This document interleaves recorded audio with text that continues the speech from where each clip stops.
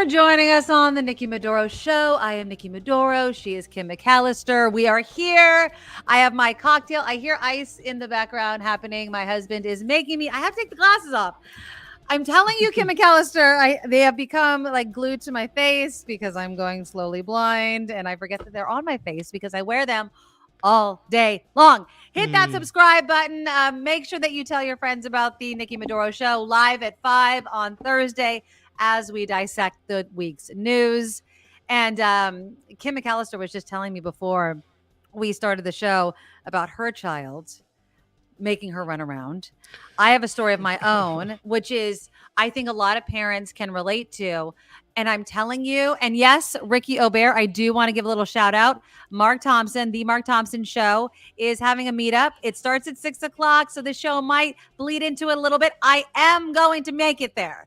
I have my daughter's tennis game, so I have to just kind of be there at the beginning. So I will be doing that. Oh, my bartender is here. Ooh, it's pink. What is this that I'm drinking? He's not even telling me what's in it. I'm like, what's the drink? And he's like, booze. Okay. So there's booze in this. I don't know what I'm drinking, but it's pink and we're going to give it a shot. Hold on. I like the look of it. What is it?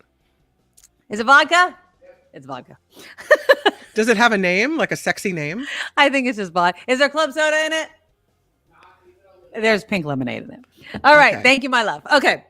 I guess I'm not getting bourbon today, but yeah, I will be making an appearance on the Mark Thompson Show. I'm very excited that he invited me, so I will be there. Yes, we will be talking politics, but I love that Kim was trying to tell me about her daughter, and she'll tell you the story also in a minute, because I have a story of my own, and it ties into this warning that the Surgeon General gave this week.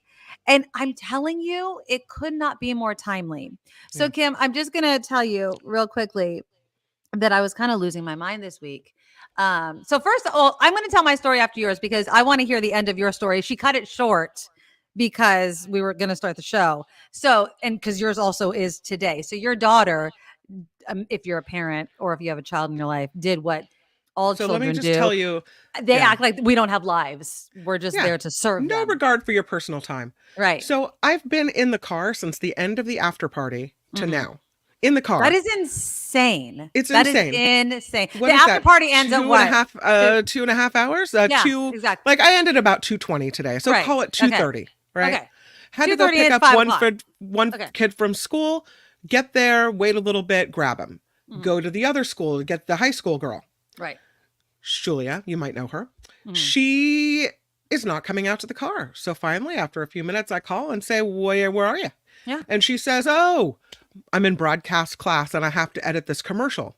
I love the familiar broadcast class, by the way. We like that. Broadcast journalism. I think I have been in that moment where I have things to edit and I just can't do what I need to do. I understand this. How long do you think it'll take you? I said, 20 minutes, said she. Perfect. So I think I'll wait. A half an hour later, there's still no Julia. So I call back and I say, hey, are you coming? And she says, oh, I was going to ask if it's okay if I go downtown with so-and-so and so-and-so. 30 minutes I've been sitting in the car waiting for her. As if I don't have a life of my own, my daughter. As if I don't. So I said, I would appreciate it if you would have told me this sooner. But yes, you can go. So I drive away. I drive home. I pull into the driveway and I get another text. There's band practice tonight. So she's going to need to come home first. I said, well, I have Nikki's show and Mark's thing and there's no way I can. Exactly. So she said, well, I need my mace. That's the little twirly thing she twirls for band. I love that it's callalled mace, which is my mace. Odd. I need my mace. So can you bring my maces to me downtown and I'll just carry them back to school. Back in to get the maces, back into the car, back downtown, trying to find out where she is. It's been like one thing. It's been a lot of waiting. So it's not like I was driving around, but it's just like this thing where half Kids my life is spent sitting in a car waiting for someone. And no one has any regard for the time of other people. No. And it's that time like, okay, so the Surgeon General, if you didn't hear, came out with a warning that parenting can be harmful for parents' mental health because of the dangerous levels of stress. And literally, Kim, I'm not kidding. This came out the day after I came home. I walked in the door, my husband's sitting at the table, and I'm almost in tears. And I sit down at the table and I'm like, why do they make it so difficult. I feel like everything is becoming more difficult for children. So what happened was my daughter is in tennis and I'm trying, it takes a village, right? I feel like Yeah. the village is harder with school.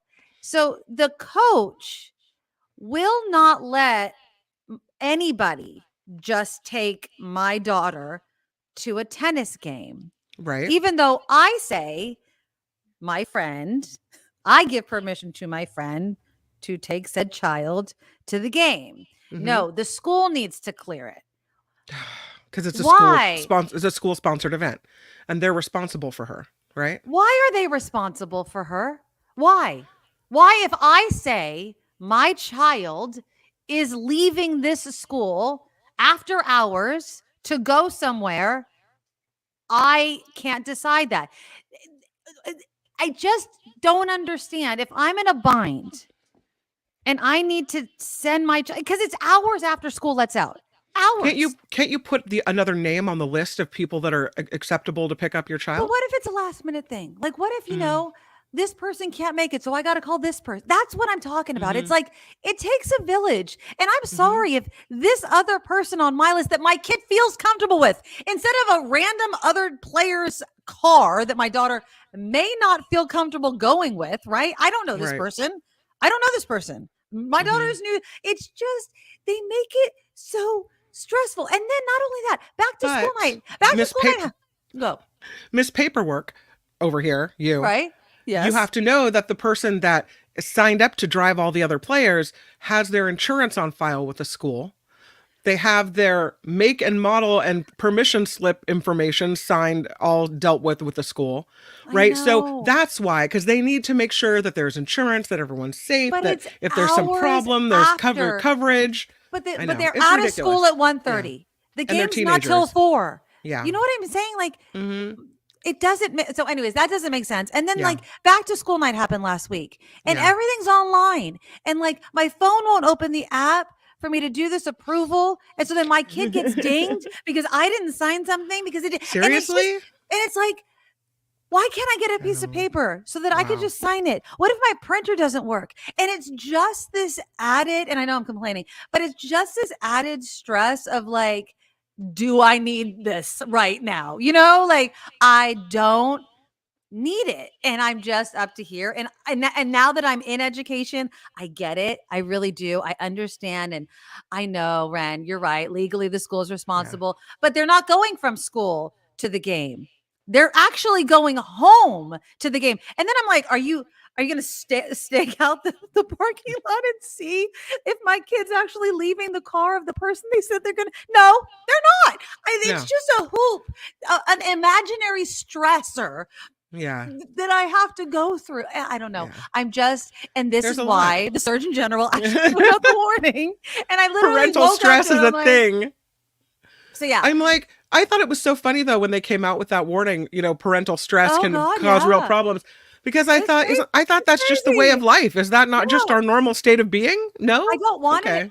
Like, and honestly, like tacked on to everything else, politics is like, it's like a guilty pleasure. And right now, the way politics, I'm like, I'll just, it's like the Bachelor, Bachelorette nowadays. It's like, I'll just, decompress watching Kamala Harris's debate tonight, which apparently is happening. It's taped. You know what I mean? Like you would think that the debate tonight between Kamala Harris and Tim Walz is just going to be the interview. The interview. It's just going to be the most terrible thing. They put out obviously talking points to the Republican Party. Have you seen this? If you're on X right now, there are talking points. It's 18 minutes. It's totally scripted. Kamala Harris needs Tim Walz. This is the talking point that she needs Tim Walz to sit next to her. And so we're going to get into that in just which is stupid. It's the so stupidest thing it's ridiculous. Kamala Harris doesn't need to sit next to anybody. She's a competent, confident, strong person who's able to handle things on her own. Yeah. And you're right, Teacher Lori. The clips are already out. There's one with Dana Bash obviously did it. Apparently it's short. It's like 18 minutes. And oh my God, they're not releasing the transcripts. This is the talking points. It's 18 minutes long. Kamala Harris needs Tim Walz, and she does a terrible job. Like, and the transcripts aren't out, and it's terrible. Who freaking cares? But this is what pissed me off last night. I can't stand Meghan McCain. Like, sometimes I'm just like, I just don't get her. I really just don't get her. She puts out this tweet last night, Kim, and this is what she says. I don't know if Democrats fully realize how damaging the image of the possible first woman president being incapable of giving an interview alone without the presence of a man to help her is.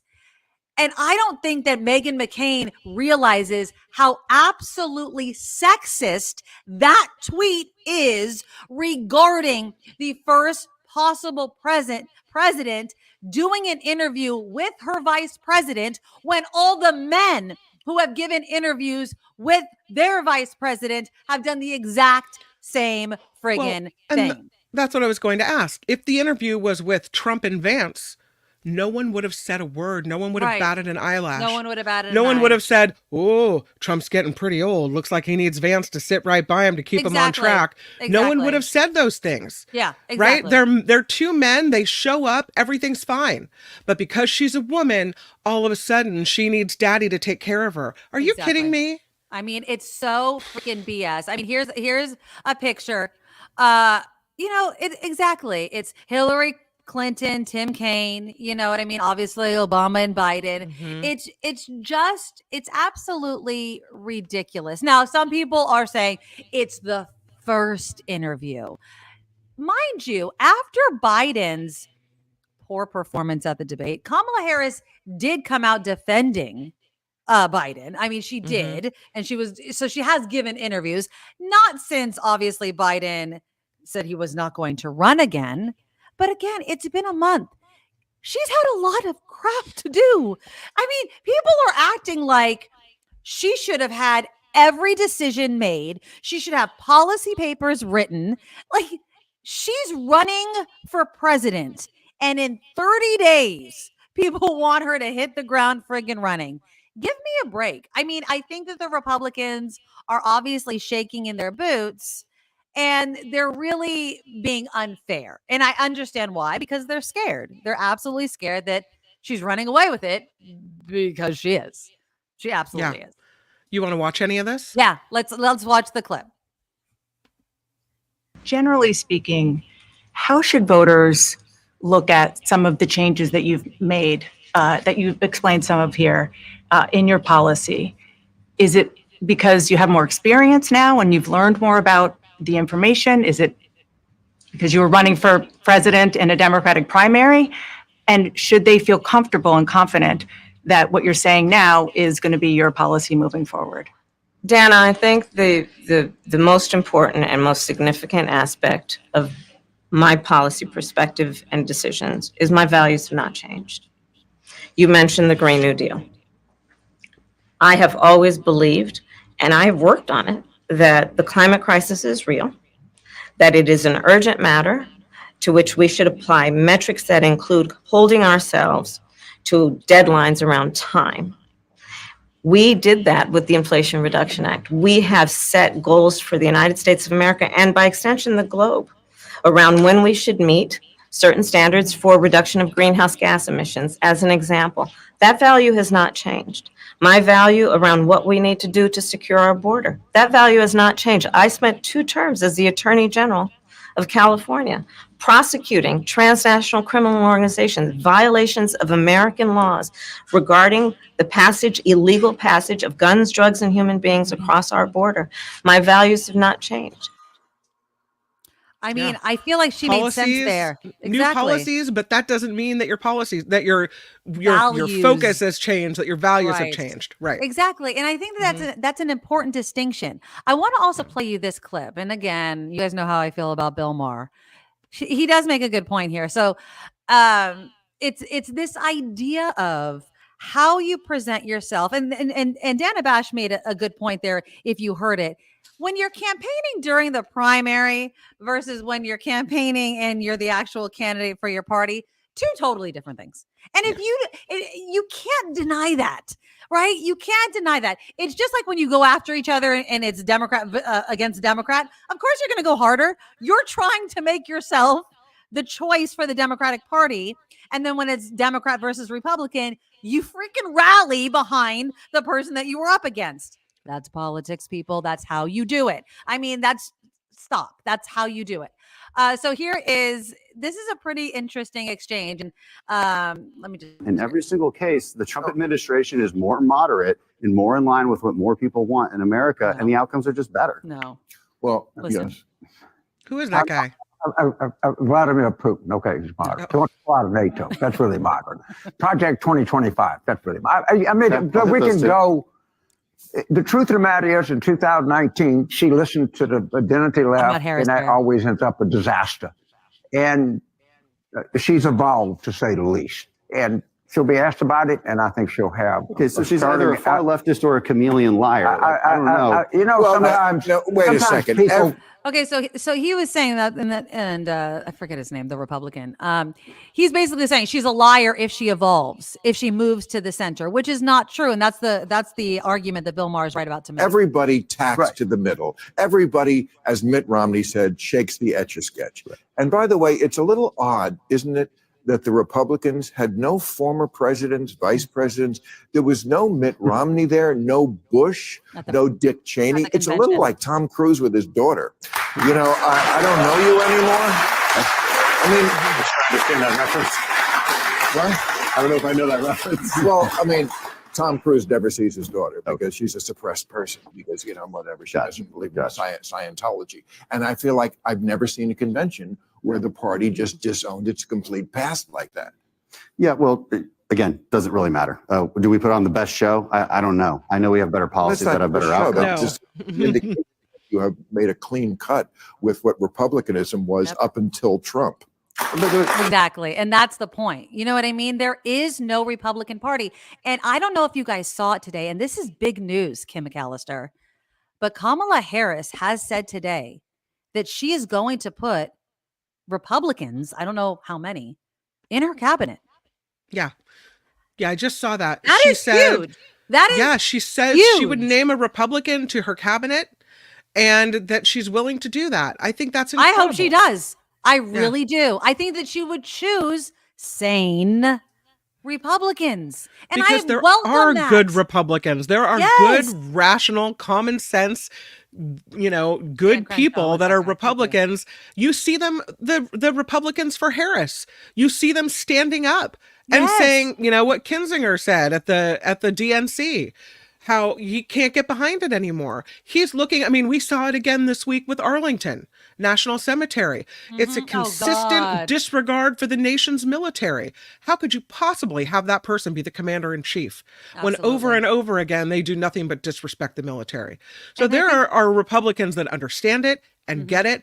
And I could see her picking one of those people, not in a position where they'd have to go against their beliefs, like, you know, have Kinzinger or whoever be the czar of women's rights, but in some other capacity, the transportation secretary or something else. Yeah. Well, I mean, in a capacity in which there's a place for compromise or a place for discussion. I welcome that. I wish that we can get back to that. And I've said this time and again, I wish we can go back to debating policy. My problem with the Republican Party as a whole, the Republican Party of Trump, I don't trust you as a party because you fall in line behind Trump, because so many of you have given your soul to Trump. That's the problem. That's right. That's the problem. I would love to debate policy with you. I would love to find compromise with you. But the problem is, we're looking at something green and you're telling me it's blue because Trump told you to. That's ridiculous. I can't trust you. How can you debate an issue with someone who doesn't come armed with real information? Right. All they've been getting is spoon-fed Fox News propaganda. Yeah. So you don't come with someone who understands that, you know, the Biden administration created more jobs. It was that Republican that was on Fox was arguing with the I don't know if it was a liberal leaning talk show host or pundit or whatever, who came with the facts. And he's like, no. And she's like, I'm sorry, you don't like the facts, but those are the facts. Those So are the facts. How do you can't possibly debate with anyone like that or have a real conversation. Right, exactly. And it's frustrating. And then they're like, oh, you have Trump derangement syndrome. And it's not a derangement syndrome. It's a sadness when you look at people, especially people that you care about. And we talked about this last week, where you're like, how do I get through to people that I actually know in my real life? And you're just, and you can't even have a conversation. It's a disappointment. Yeah. It's a sadness. Yeah. And that's what it is. It's not, I hate Trump. I hate what Trump's done to you, who I care about. I don't care about him. I care what he's done to you. And that's what sucks. And on that note, we all knew that RFK Jr. was going to throw his support behind Trump. But did you see this headline? And I guess I didn't realize it, and I did know it, and then I just didn't put two and two together. That Bradley Whitford, the actor, has been calling out Cheryl Hines, the wife of Robert F. Kennedy Jr., because she is standing, obviously, by her husband and hasn't been calling him out. And here's my question, Kim. Could you stay married to somebody that was a Trump supporter? I mean, could you just stay silent? Do you blame Cheryl Hines? I mean, maybe she is a Trumper, but she just doesn't, raise the flag about it, whatever. Do you blame her for being like, you know what? My husband's standing behind him, whatever, or she does support her husband. And if he wants to support Donald Trump, that's the way it is. I mean, does she have to be all out there and political? I don't think that two people that are friends, that are in a romantic relationship, have to agree on politics. Does it make life easier? Sure. Right. My husband and I don't agree on everything, and we have some healthy and fun debates about it as well. Right. But he's not a Trumper, right? I mean, we don't go down that path. But I feel like this, that if you are more aligned with the Republican Party, right, and you're voting for Trump for that reason, then we can have discussions. Even though you don't like Trump, you feel is your only choice.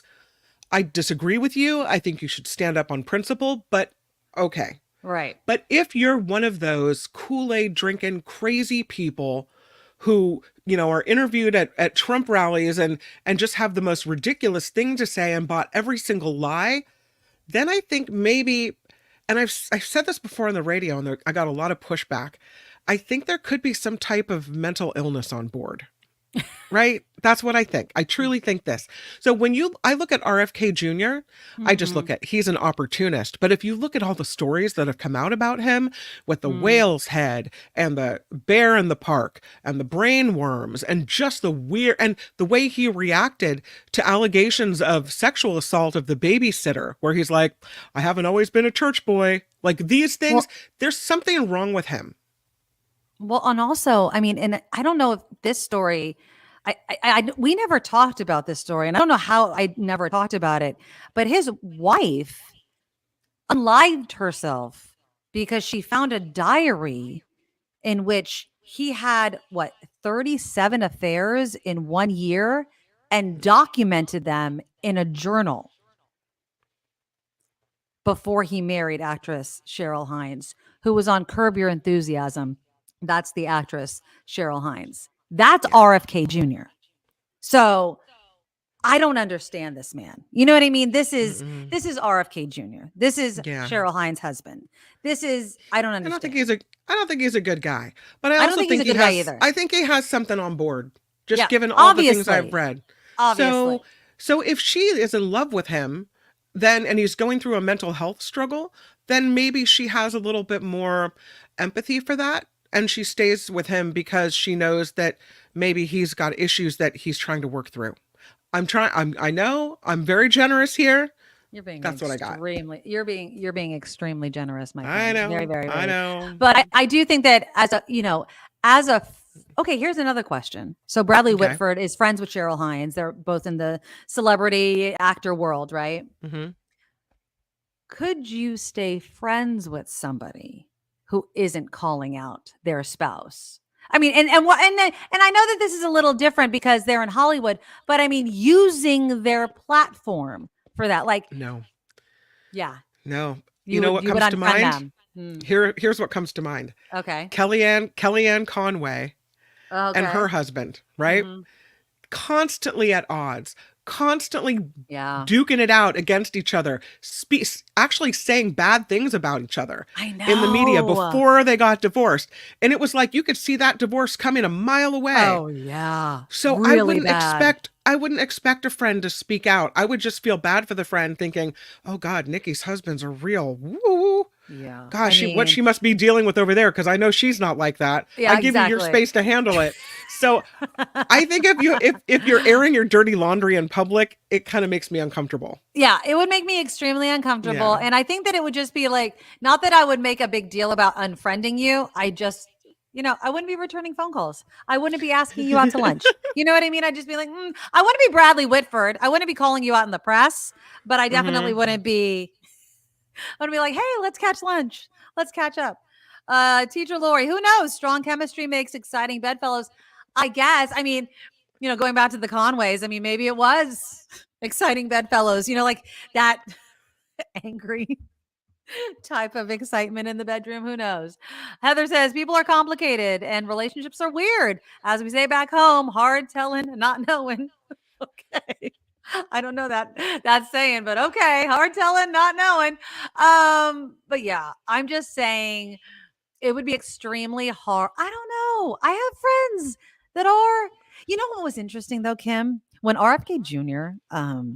Dropped out and threw his support behind Trump, I tried my hardest to listen to this speech. Oh, because God. you would have thought it was Abraham frickin' Lincoln or Martin Luther King Jr. giving a speech by how much RFK Jr. supporters were like, that was the best speech I'd heard in my life. I don't know about you, but the minute he invoked John F. Kennedy, I was like, beep, like, are you friggin' kidding me over here? Are you kidding me? I mean, the load of BS that was coming out of his mouth, the fact that he was trying to draw a line between the Democratic Party and Donald Trump, calling out the Democratic Party, saying that they have strayed from the environment, as if the Republican Party gives two licks about the environment. I consider him Ugh. him to be insignificant. And I know that sounds really bitchy, but when you go to Kamala Harris and say, hey, if I throw my support behind you, what job you going to give me? Right. And then you go to Trump and you say the exact same thing, you are selling your support to the highest bidder. I know. That means to me, I completely disrespect you. You whatever respect or interest I had in you, which there wasn't any anyway, you become insignificant because you're just out for yourself. You're just trying to get a job. The reason why I tried to listen to the speech though, Kim, is because I have like the John Rothman in the back of my head. And even though I think that it's stupid that he reads certain blogs, right? Or watches certain TV shows that are not news, John. The reason why I wanted to listen to the speech is because I was like, okay, well, what are you guys really talking about? How can I say I didn't give anybody an actual chance to make an impression on me when I say to people, did you even listen to that speech? Did you even listen to what Kamala Harris or Joe Biden or Barack Obama said? You don't even give it a chance to listen to make an impression. How can I say that to them if I don't even give it a chance? But the minute that he was trying to say that the Republican Party, that the Democratic Party strayed from certain issues as if the Republican Party had, I was like, the worms are eating your brain even harder. Like, give me a freaking break. It's because we already know who he is. As Eric says here, I don't care about anything RFK Jr. says. He's an anti-vaxxer and a menace to public health and welfare. Yes, I know. You're his all relevance, right. I know. He checked out a while back. So, I agree. I know. I tried. I don't know. Maybe I want a gold star for trying. I didn't get very far. I'm just saying. I didn't get very far. From what I understand of the reporting on said event, it was just a bunch of nonsensical gibberish that was uttered. It very much was. I just, okay. So let me just say one more thing about politics before we move on. before we move on to other topics, okay? And it's something that came out today. I think there's going to be a lot of catch up being thrown at the walls. This was on Fox News today. And Kamala Harris and Tim Walz had a rally in Georgia today. Apparently it was raining and people were lining up. But this is on Fox News. But look at this. Heading now out east to North Carolina. Former President Trump is also ahead there by 1 point. We'll say that he wins the state of North Carolina. We are going to give the state of Arizona to the vice president. And then the recent polling showed President Biden 5 points behind in North Carolina, and it's very, very tight right now. So go back to the map. It brings us to 264 to 258. Again, 270 is what you need to win. And guess what remains? Georgia. Georgia remains. It was the closest contest in 2020, decided by less than 0.25 percentage point in favor of President Biden. Our recent polling showed the widest gap, 6 points for former President Trump over President Biden. But now that has closed. Harris has a 2-point lead in our latest poll. It's expected to be a close race. That's obviously within the margin of error, but both candidates are spending a lot of time in Georgia. And if that lead holds, she wins Georgia, she wins the presidency of the United States. That was on Fox News. So I'm not saying I know it's early. If you hadn't have shown that to me, I never would have seen it because I don't watch that channel. No, I just saw it on X. I don't. Yeah. You think that my television gets Fox News? No. I don't even know what channel it is. I just get it on I get it on X. Honestly, the only reason I get any of these clips is because I get it on X. And the only reason I do is I torture myself. But I'm just saying that was one of my favorite clips that I found today, which was Fox News, or Faux News, as I like to call it, calling it for Kamala Harris, which, you know what? I'm really, really happy to have that news. And I hope it continues. We will see the reaction to her CNN interview, which apparently is supposed to start because it was 9. I think it's 9 o'clock Eastern. So it's going to start in about 25 minutes or so. Yeah. So we'll see. I don't think she's going to blow it. Right. I mean, I don't think she can lose the momentum. No. And I don't want to call it for her, but I really don't see how she could, knock on wood, lose it at this point, right? We're all knocking. Fingers crossed, jump around, stand up, hop on one foot, whatever we have to do to save America. I mean, I'm not trying to jinx it or anything. I mean, obviously anything can happen and you just always have to say that. But I think the problem is the reason why I feel secure is because Donald Trump doesn't seem to be changing course. You know what I mean? No. He's doubling down on the losing path. He doesn't seem to want to change course at all. All.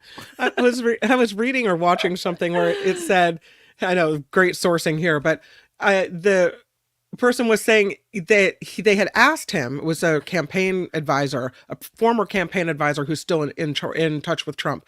Right. They were saying, I told him, listen, the personal insults and attacks, they're not going over well with the American people. So ease up on that, hit harder on immigration, hit harder on the economy. This is what you've got to do. Right. And apparently Trump said, what do you mean ease up on the personal attacks? That is my strategy. Right. That's how I've won before, and that's how I'll probably win again, right? And so that's his deal. So I don't see him backing up off that. No. Interestingly, no. I was watching a clip of Fox News as well on a show on YouTube. And they had a different polling system, but it was in the last couple of days. Right. And they had all the swing states listed. And North Carolina is the only one where Trump was up by 1. And there's 6 other states where it's Kamala Harris ahead by 2-3 points in these swing states. And it's really funny because the Fox News anchor who was handling the map, they started with Trump being ahead by 1, which is obviously the bottom of the lead. And, you buried the lead. The lead is Kamala Harris has got 6. He's got 1. Yeah. But how they flip-flop it and try to ease in with the good news to people who are listening. Yeah, I mean, it's just going to be, I just don't think that it's going to be, I just don't see how she can lose it. I don't. So again, knock. Again, anything can happen, but I wish her the best of luck. Obviously, I'm voting for, and again, the momentum's there. So best of luck. And, she's going to have to do some more rallies. She's going to have to do more interviews, and the best of luck for her. And again, I think that the only way that there's drama, and again, Trump's also saying like the polls are rigged, everything's rigged in Texas. I don't know if you guys saw this headline as well. I'm just a couple more headlines regarding Texas Attorney General Ken Paxton is getting sued because apparently he's raiding Latino Democrats' homes, saying that they're getting people registered to vote that aren't American citizens, and they're looking for evidence of that. But then they're being sued because they're saying that you don't have evidence to raid the homes. So it's a total S show in Texas. But then in Pennsylvania, they're saying Pennsylvania County broke the law by refusing to tell voters if it rejected their ballot. So they're just like rejecting ballots and not even telling voters so that they can contest it. So it's just like there's so much nefarious things going on that you have to keep an eye on. And that is why I want it to be a complete freaking blowout. I don't even want there to be, I want it to be so far outside the margin of error that there's no question. You know what I mean? I don't want them to be like, you need to find me. Like, the reason you're seeing all this tampering, right, the hitting hard with going into people's houses, saying you're breaking the law, or, messing with things in Pennsylvania, messing with things in Texas, in Georgia with the certification law. Yeah. The reason they're doing all this is because they think it's going to be so close that that's the way they're going to win. Right. So all of this tinkering, all of this gamesmanship, they're not going to win by really getting the vote. Right. They're going to get to, try to win by messing with it to slide it into their favor. Well, because that's not really a win. Is that a win? No. Well, because the Republican Party doesn't win the popular vote. Mm-hmm. They don't win the popular vote. You know what I mean? So whatever. So again, go Kamala, go Tim Walz, kick some butt. Let's do this. All right, let's switch gears. Let's talk about some other things. Here's a question for you, my friend. Mm-hmm. Do you have to tell the press the truth? If you are a celebrity, do you owe the press the truth? When asked a direct question, or is it okay if I just say nothing and don't come out with the truth? So or have I been specifically asked and I lie, or I'm not asked and I just say nothing? If you are, let's say, not a politician. Okay, so we're taking politics out of it. Let's say you're a singer. Let's say you're Billie Eilish or Charlie XCX or let's say Beyonce. I'm Taylor Swift. Taylor, sure. Well, let's take. Okay, I feel like Taylor Swift's always going to tell the truth. But okay, let's say you're Taylor Swift, right? And you're asked a question. Yeah. And you just make up an answer. Is that okay? No. Why? Because fans, it depends on who you are. Like, if you're Kanye, everyone knows not to believe anything that comes out of your face, right?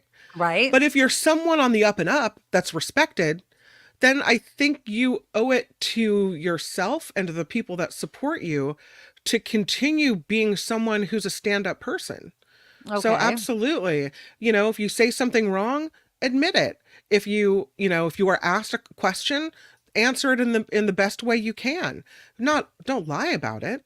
No. So I think it's okay to say, I think it's okay to decline to answer. If someone asked you a question, like Taylor Swift's been asked ridiculous questions before, and she said, would you ask a man that same question? Or, I don't really feel like addressing my boyfriends right now, or whatever. Right. That's okay. Sorry, go ahead. So Charlie XCX, who does the whole brat thing. Remember, we were talking about being brat, Kamala's brat, blah, blah, blah. She was quoted as saying, lying is so fun. Who made this rule that you have to be truthful and honest in the press as an artist? The press is just a tool. Wow. I mean, in a way, does an artist, and again, I'm not talking about politicians where what you say has consequence, right? Mm-hmm. I'm a singer. you ask me, you know, what kind of questions does a singer have to provide that is consequential, that matters, right? Like, It's does an artist really have to be truthful to the press? What does it owe you? Does celebrity mean I have to answer any of your questions honestly?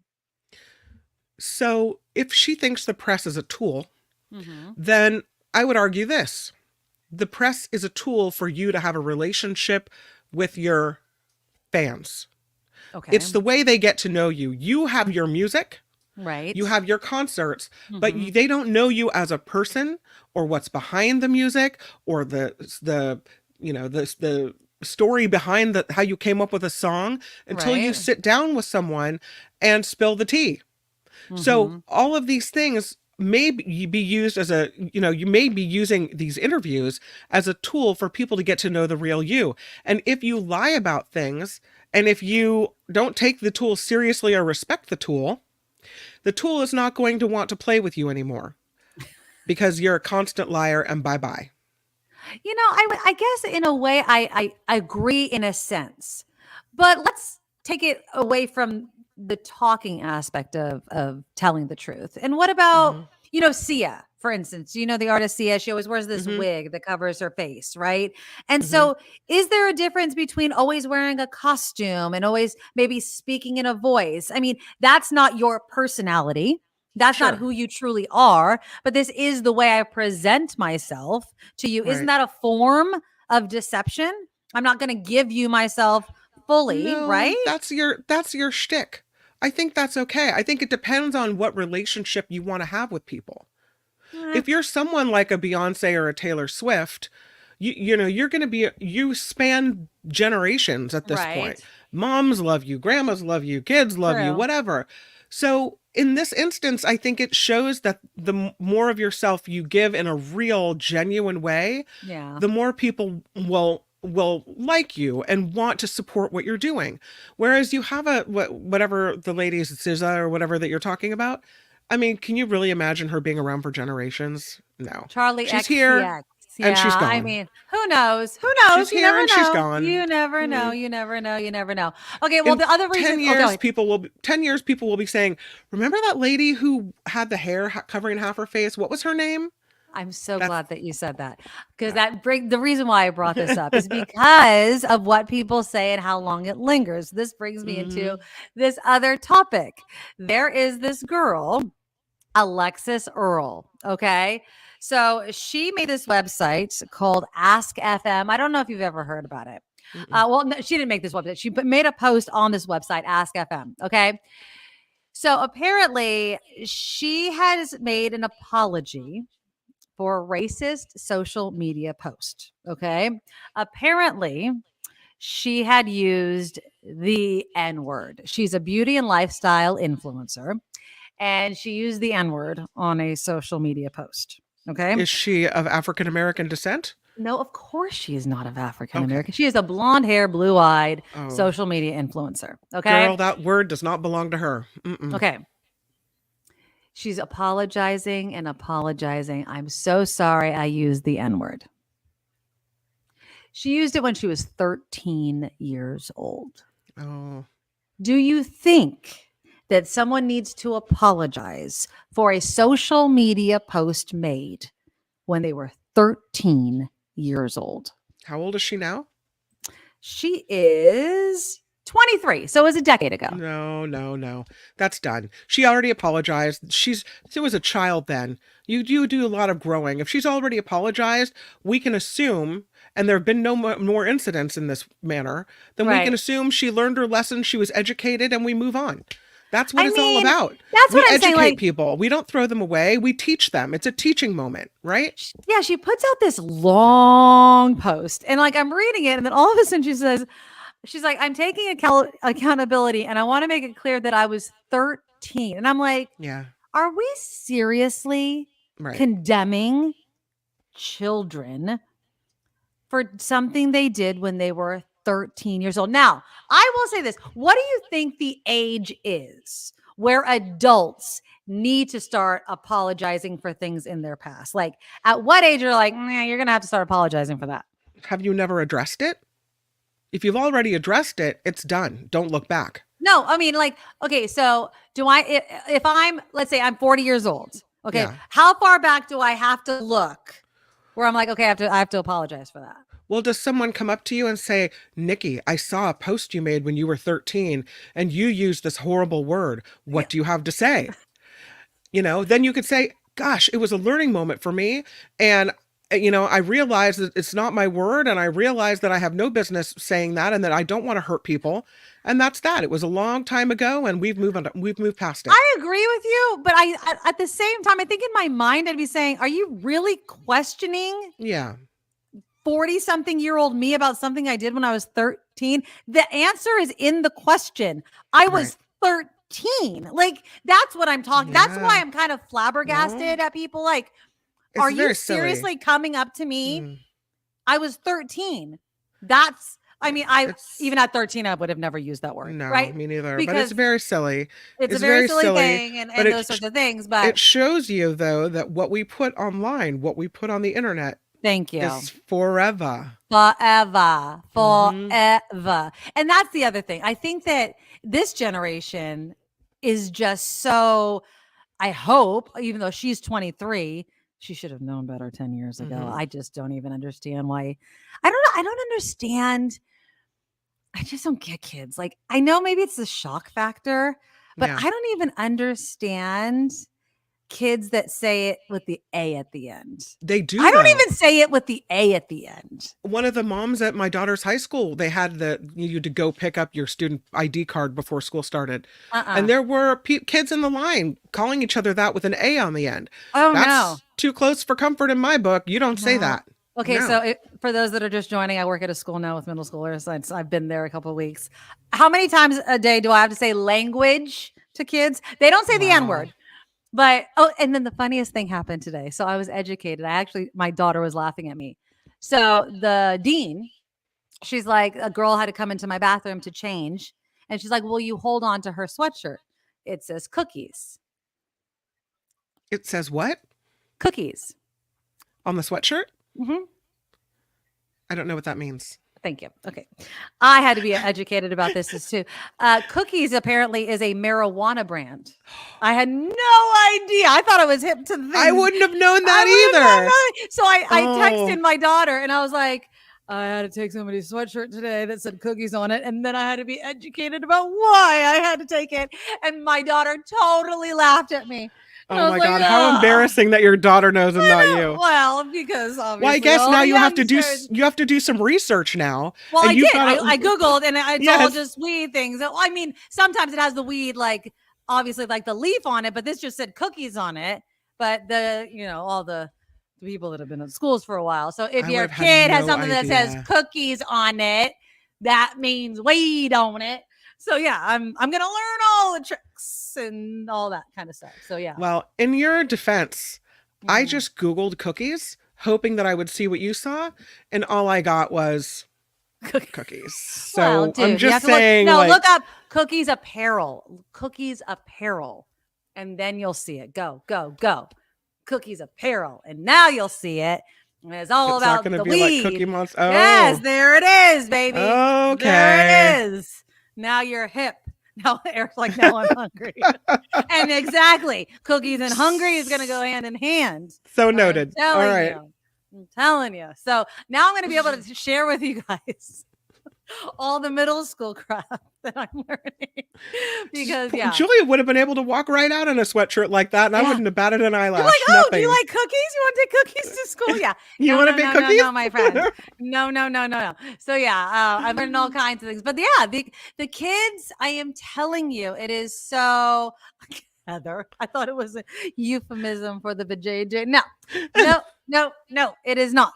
It is not. I mean, it used Like, to be you in know, our they day, used- Heather. Though it used to be. I would have thought They that used too. to have juicy written on the butt, cookies. Oh, I would have thought the gosh, same yeah. thing. Yeah. I would have thought that too. I mean, No. back in our day, we would just have the pot leaf on it. You know what I mean? Like we didn't have, euphemisms for weed. We would have just had the pot leaf on there. But these kids have to have their sneaky stuff all over the place so they can wear it in middle school. But the phone things, the kids without the phones, that's all type of stuff. So yeah, Nikki Slate, I'll hook you guys up.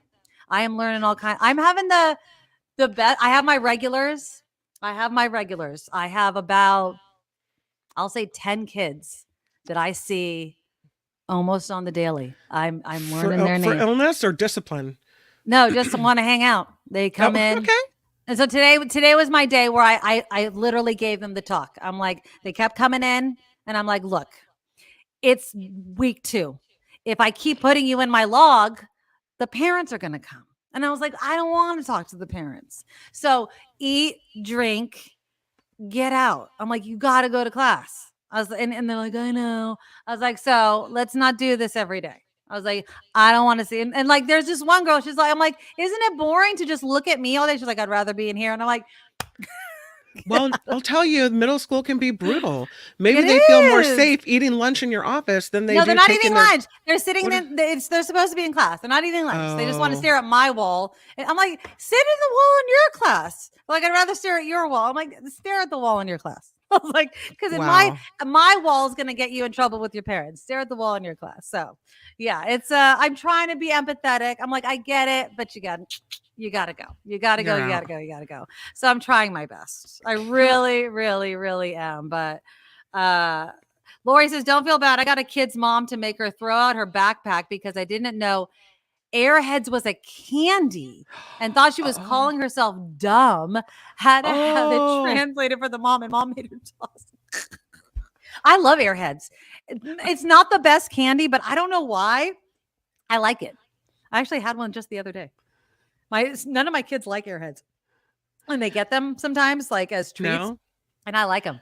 In I don't know, teacher it's- Lori's defense, I like that she was trying to build the girl up and give her some self-esteem. Like, so that was how a good part of dare it. you? Exactly. How dare you? Can I Oh my slide gosh. back into politics for a hot second? Oh, please. Because I'm still drinking, so please. have you noticed, take a sip Mhm. of your nipple drink, pink Mhm. nipple drink. Have you There you go. noticed that they Mm. keep trying to find something to attack Kamala Harris with and nothing Of course. works? Yes, of course. Here's the latest. Okay. Give it to me. A conservative news media website is being completely mocked on social media because Okay. they tried to create a controversy about Kamala Harris working at McDonald's and leaving it off of her college resume, Who cares? right? You can't include everything. That's Like, the what best you can do. How far back am I supposed to I mean, go on can my we get some resume? real dirt? She left McDonald's off her resume. You know, I mean, a resume how- is supposed to be one page. You got to leave some stuff off. What was Haven't your we first all job? What was your picked first and job again? chosen what looks the best? I feel like I should Come know what on. was your first job. What was your first job again? feel like I you told me. worked at this little company in Santa Cruz selling T-shirts out at the yacht harbor. And yeah, in my Capitola. dad. Yeah, my Mhm. dad tried to tell me that my first job. We had dinner for his birthday the other day. He's like, "Your first job was at Togo's," and I was like, "No, my friend, no. My first job was at the original Pancake House on Saratoga. I was a hostess." And he's like, "That's right. It was original Pancake House." So I am not including the original Pancake House on Saratoga on my resume. I did Sorry. work at a place for one day. Does that Mhm. have to count as my first job? I only worked there one day and I decided this is not for me. What? It was Burger King and they made you wear a polyester outfit. And I Well, went of course there, they did. like, I didn't even think I lasted the whole day. I'm like, I can't, this isn't my job. I can't. No. I had a friend. No. She went to Red Lobster for one day. They handed her a hairnet and she walked right out. I love you, No, Jenny.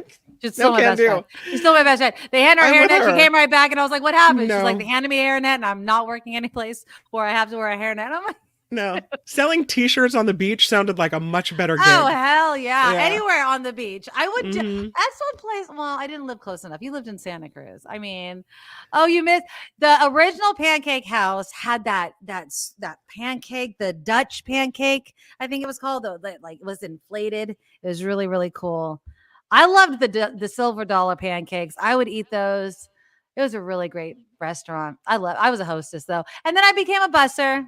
But I will tell you, the longest gig I had besides radio that I worked the longest in restaurants was at Tony Roma's, also on Saratoga, All right. off 280. I loved it. I worked there for 4 years.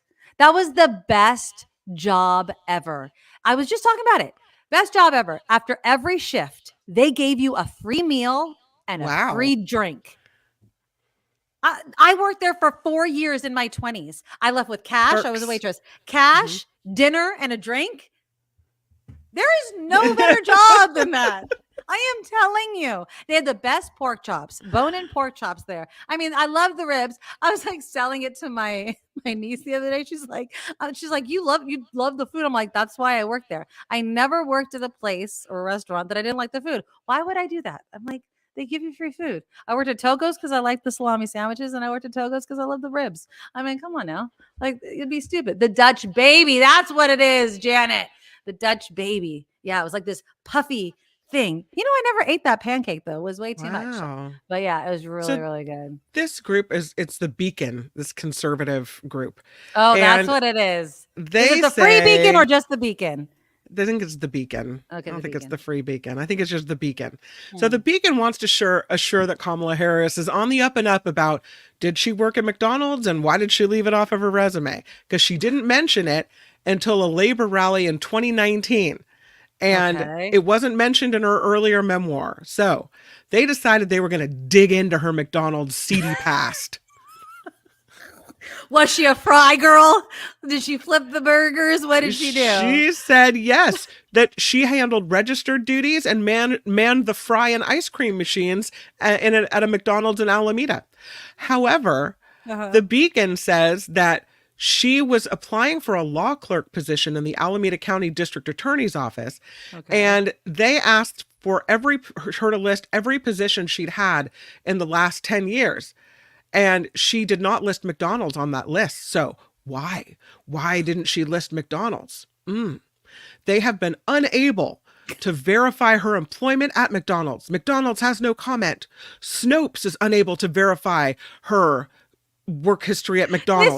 The inquiring minds want to know. Kamala, it's McDonald's gate. Did she really work the fry machine? Like, that's what we've come down to. That's what we care about. You know what that is? That's a great presidential candidate. If that's the most dirt you can dig up. Exactly.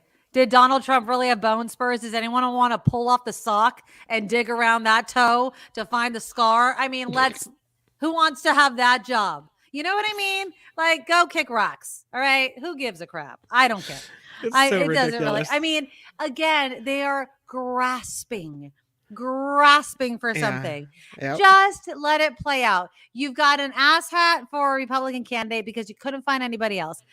You guys should have found someone qualified. Then we could have had a real race. You know what I mean? Like, come on. They're so desperate to find something wrong with her. No. And the truth of the matter is they realize, and again, Donald Trump is just not shifting his tactics, and it's late. Like, and he can't, because he just can't help but being himself. He can't. Yeah. And where's Melania? Like, if there's a question to be asked, that guy, where's the love of your life? If there's anything that's going to tank his candidacy anyway, it is the fact that she, under no uncertain terms, she is not going back to the White House. She is not. You think going back to the White House, God forbid, and garlic and crosses and like the voodoo dance, if he wins, she won't? You think she won't? She's just going to be like, I'm sorry, I'm out. No, she will not go. She does find me at Mar-a-Lago. She will say, she's going to make up some grand thing. This is the second White House. She hates him with every ounce of her being. He has humiliated her nationally and internationally. She can't stand him. He has humiliated her. She hated the first time around. She does not want to do it again. She's like, why did you say you were running again? I thought we were done with this crap. What the hell did you sign up for this again? Do you really think that he would care if she checked out? No. Like, if she was like, I don't want to be married to you anymore, he'd be like, okay, bye-bye. Okay. I think I don't think he would even shed a tear. There would be no emotional response. There would be like, well, I guess thus comes to the end another marital story, and that would be it. Does he care now? I mean, do you see him caring? She is not there. No. She is literally she was at the nowhere RNC. to be found. Didn't she show up to the RNC for like a night? A night? I Okay. think so. Did she? Yeah. I think she did. I didn't really watch the RNC. It was the most boring thing ever. It So was I really don't. boring. I'm still thinking about the DNC I think she roll gets call. paid. Can't I mean, stop, she might get won't paid. stop. Yeah, I think she showed up for that like one family day, Yeah, right? Like yeah. where everyone had to show up. And she I didn't think speak. They just showed her walking across the stage. She got paid hugged him when he had his $2 ear million gauze on. with and she maxi smiled. pad. Yeah.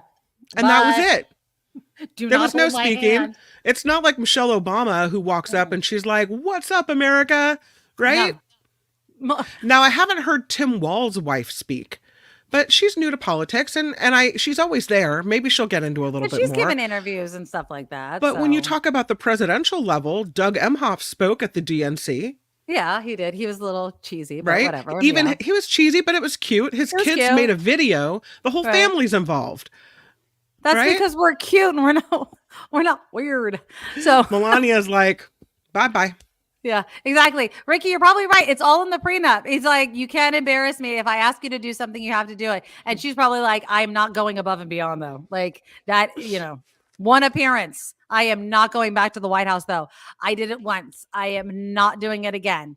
And she's probably like gonna, if you want me back in the White House, I bet the price is like so high and he does not have the money. Like, so she's like, you can't afford me.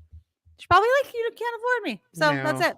I think it's Well, so she's funny. also, we'll give her a break because maybe I'm feeling awful generous tonight. Her son just left for college, right? Her mom just died in the winter. So she's probably grieving and she's like empty nesting now. And so maybe all she has left is turns around the corner and there's Donald Trump sitting there. And you're like, Ew. Can you that's all I have imagine? left. Oh God. I'll just be shopping and down at the pool at Mar-a-Lago. That's all. It's like, can I hang out with Obama, please? Calvin's like, she did a video at the DNC. Oh, yeah. That was so funny. Did you see like she was like superimposed in that like one video? That was really funny. She's not Christine going said- back. That's pretty good. You win, Christine. You win. That's it. That's You win. yeah, that's the comment Yeah. of the day. All right, guys. Okay, so you guys go to so is it on YouTube? I'm assuming there's a link on YouTube, the Mark Thompson show. Is that where it's No, be? this is a fundraising meetup. So Okay. we're 25 slots. They're all sold out. Oh, and they're this all is sold out. This is a meetup via Zoom. So this is Okay. a different kind of deal. If anybody So that's it. has signed up for Mhm. that, then you know what I'm about to talk about. So you guys hit that subscribe button. Please tell your friends about Thursday nights. We love doing this. We really, really, really love doing it. Click the thumbs up button. Make sure you have subscribed. The super chat is also live. We are completely crowdfunded. The only way we do this is because you guys support us and we love doing it. We love being here and we love dissecting Yes. the news with you guys every week. Mhm. So if you guys love seeing us every week, please support the show. Sign up for our Patreon, thenikkimadoroshow.com. Thenikkimadoroshow.com is where you find our Patreon. It's just one time a month. If you can afford it, we would really appreciate the support because we do love doing the show. And it's appreciated. We love the Mhm. notes. We love the emails. If you want to reach out to me, thenikkimadoroshow@gmail.com. That's also the email if you like PayPal better than Patreon. So just go to paypal.com and put in the email address, thenikkimadoroshow@gmail.com. And if you love to barbecue, support our sponsor, Auntie Tabby's Island Flavors. She has this delicious guava barbecue sauce. And as a way of supporting our show, she gives 10% off to every single Nikki Maduro show viewer. So Woo! use the coupon code NICKKIM, NIKKIM. Go to antitabbies.com, use the coupon code NICKKIM, NIKKIM, and you get 10% off every single time you order. And we just appreciate her for doing that for us. So Yep. support our sponsors, support our Patreon, and we will be back next week live at 5 with our cocktails or our mocktails or our root beer or whatever you're drinking. We love you guys. We'll see you next week. Bye-bye. Nikki, you're all so awesome. You sprout like a beautiful blossom. You're also the best. I really can't rest. You're all so awesome. Wow. Okay.